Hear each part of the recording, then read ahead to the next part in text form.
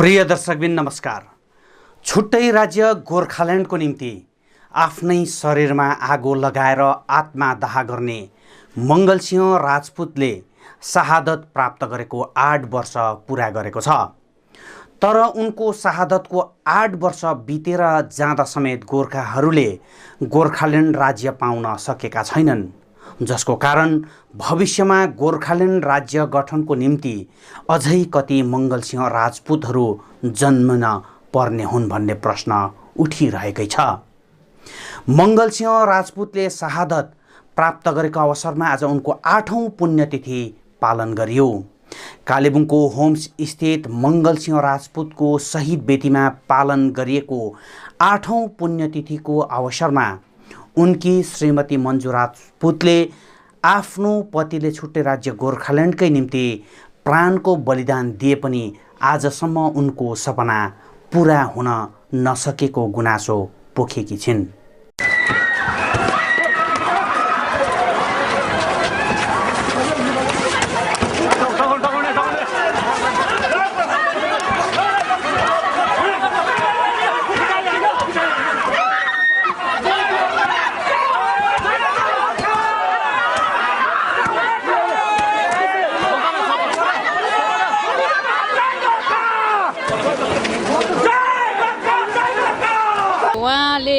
गोर्खाल्यान्डको लागि आत्मदाह गरेर शहीद हुनुभएको आज 8 वर्ष भयो है। अहिलेसम्म उहाँले दिएको योगदानमा चाहिँ उहाँले पाउनुपर्ने न्याय चाहिँ पाएको छैन। जबदेखि गोर्खाल्यान्डको लागि आन्दोलनमा उत्रिनु भयो अनि उनको एकदमै मनबाट उनले गोर्खाल्यान्डको लागि नै उनले एकदमै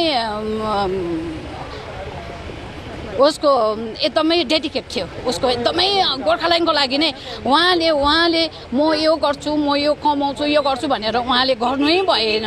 अनि उहाँले चाहिँ गोर्खाल्यान्डको लागि नै भनेर उहाँ शहीद पनि हुनुभयो है। म गोर्खाल्यान्डको लागि मर्नु छ भने पनि म गोर्खाल्यान्डको लागि मर्छु भनेर पनि भन्नुहुन्थ्यो है। अनि गोर्खाल्यान्डको लागि नै उहाँले पदयात्रा जानुभयो, अनसन बस्नुभयो अनि अन्तमा उहाँले के गर्नुभयो, आत्मदाह गरेर गोर्खाल्यान्डको लागि मर्नु पर्यो। यसको न्याय कसले दिन्छ? अहिलेसम्म हामीले केही पनि उसले दिएको योगदानबाट त योगदानले चाहिँ आजसम्म केही पनि भएको छैन है। भारत स्वाधीन भएको 74औं वर्ष बितेर जाँदा पनि गोर्खाहरू भने देशभित्रै बारम्बार विदेशीको लान्छनाले अपमानित हुन परेकै कारण देशको मूलधारमा जोडिएर आफ्नै गोर्खाल्यान्ड राज्य बनिएपछि राष्ट्रिय राजनैतिक सुरक्षाको प्रश्न मेटिनेछ भन्ने सपना सजाएर बाँचिरहेका छन् गोर्खाहरू। जुन सपना 21औं शताब्दीसम्म आइपुग्दा प्रधानमन्त्री नरेन्द्र मोदीकै सपना बनेको छ। गोर्खाहरूले देशलाई जे जति योगदान दिएका छन्, बदलीमा गोर्खाहरूले देशको सत्ताबाट धोका मात्र पाएका छन्। देशभित्र गोर्खाहरूको सपना बारम्बार भोटको बजारमा निलामी हुँदै सत्ताले धोका मात्रै दिँदै आइरहेको छ। अहिलेसम्म देशको सत्ताले गोर्खाहरूलाई धोका मात्रै दिएको कुरा त प्रधानमन्त्री नरेन्द्र मोदी आफैले पनि स्वीकारेका छन्। देशकी सीमाओं की रक्षा करनी है तो देश को भी लगता है अरे एक गोरखे का जवान खड़ा होगा ना, दुनिया की कोई ताकत नहीं है ये मेरी भारत मां को छू सके।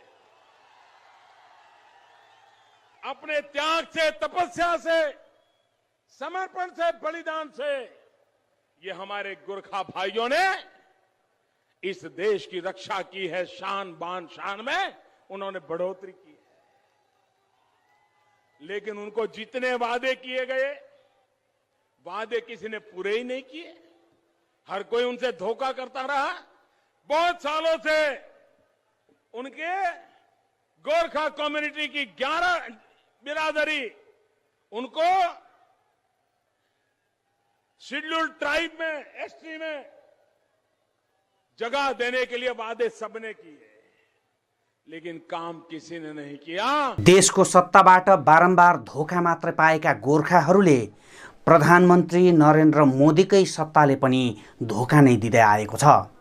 यदि प्रधानमन्त्री नरेन्द्र मोदीको सत्ताले गोर्खाहरूलाई धोका नदिएको हुँदो त यति बेला पक्कै मोदीको सपना पूरा भएर गोर्खाहरूले आफ्नै छुट्टै राज्य गोर्खाल्यान्ड पाइसकेका हुने थिए। नभए कमसेकम छुटेका 11 गोर्खा जातिले जनजातिको मान्यता त पक्कै पाइसकेका हुने थिए। तर त्यो सबै भाजपाको चुनावी गोटी मात्र बन्दै आइरहेको छ। नत्र त गोर्खाल्यान्डको निम्ति भोट दिएर संसदमा जनताले चुनेर पठाएका सांसदले के कति कार्य गर्यौ भनेर जवाब सुन्न गोर्खालिग पार्टीका नेता एसपी शर्माहरू आमरण अनसनमा बस्नै पर्ने थिएन। गोर्खाल्यान्ड राज्य गठनको कुरा त छोडौँ, सांसदले गरेको कार्यक्रमको लेखाजोखाबारे जान्नका निम्ति पनि आमरण अनसन बस्न परेपछि गोर्खाहरूका निम्ति देशको सत्ता हाँक्ने सरकारले दिएको योभन्दा ठुलो धोका अरू के नै हुन सक्छ र?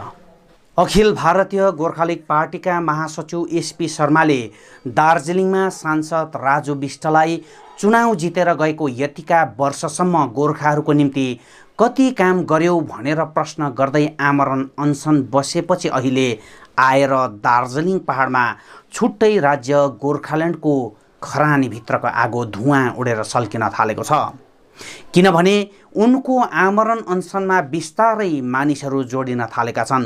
तर उनै एसपी शर्माको आमरण अनसनको कारण आफैलाई गोर्खाल्यान्डको हिमायती ठान्ने नेताहरूलाई भने शर्माको आमरण अनसनमा नैतिक समर्थनको ढोङ रचेर जाउँ कि नजाउँ भन्ने दोसादमा अल्झेर सोच्न बाध्य बनाएको छ।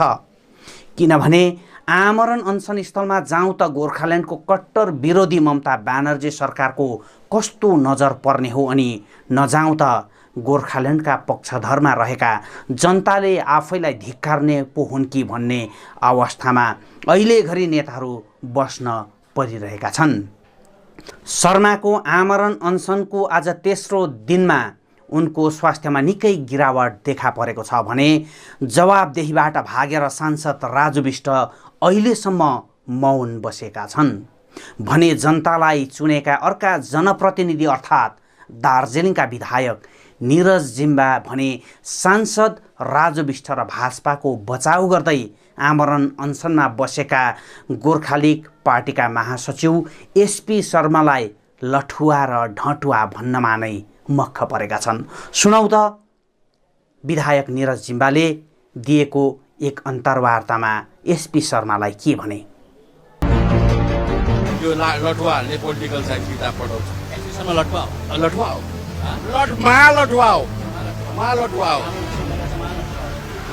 खेताला हो। राजु विष्टजीलाई क्वेसन सोध्नु सक्दैन कसैले भए पनि। अनि राजु विष्टजीको व्याख्या तपाईँ उले क्वेसन सोध्नु पाउँछ सक्छ नि। अनि राजु विष्टजीले किन यस्तो भन्यो कि अगर नोटाभन्दा कम्ती भोट लाउनेले चाहिँ त्यो त म पनि भन्छु नि। होइन छ नि त, Raju knows his duty. Raju Bisht knows his duty. Is not a child. उनी बच्चा होइनन्, उनी सांसद हुन्। उनी सांसद सोधिरहेको छ, सोधिरहेको छ। अनि उहाँले जुन प्रकारले we are not answerable to SP Sharma. We are not answerable to SP Sharma. We are answerable to our voters. हाम्रो भोटर्सलाई हामी आन्सरेबल दिइरहेको छ त। राजु विष्टले जे काम गर्यो त्यो त सोसियल मिडियामा पब्लिक डोमेनमा छँदैछ त। अन्त एसपी शर्माको त त्यो क्वेसनमा पनि उसको त्यो प्रोपोगेन्डाहरू लुकेको छ। त्यो क्वेसन त उसलाई सोधाइएको हो। छुट्टै राज्य गोर्खाल्यान्डको मागमा पटक पटक आन्दोलन चर्किरहने दार्जिलिङ पहाडमा यसपल्ट भने गोर्खाल्यान्डको आवाज सुनिन छोडेको छ। केन्द्र सरकार र राज्य सरकार दुवैले गोर्खाल्यान्डको परिभाषालाई नै पल्टाएर नेताहरूको मुखमा पर्मनेन्ट पोलिटिकल सल्युसनको बिर्को खाँदेको कारण अहिले घरि सबै नेताहरू पर्मनेन्ट पोलिटिकल सल्युसनकै परिभाषा सुगा रटाई गरिरहेका छन्। तर त्यो केन्द्र र राज्यले आफ्नै तरिकाले परिभाषित गरेको पर्मनेन्ट पोलिटिकल सल्युसन के हो भन्ने कुरा चाहिँ न त दिने नेताहरूले खुलाएका छन्, न त लिने नेताहरूले नै खुलाउन सकिरहेका छन्। यसै कारण त अहिले घरि पहाडमा जनप्रतिनिधिलाई कामको लेखाजोखा सोध्न पनि आमरण अनसन गर्न पर्ने अवस्था आइसकेको छ भने भोलि गोर्खाल्यान्ड माग्न परे मङ्गलसिंह राजपुतकै बाटोमा गोर्खाल्यान्ड माग्ने जनता अग्रसर बन्नुपर्ने हो कि भन्ने प्रश्न पनि उठिरहेको छ।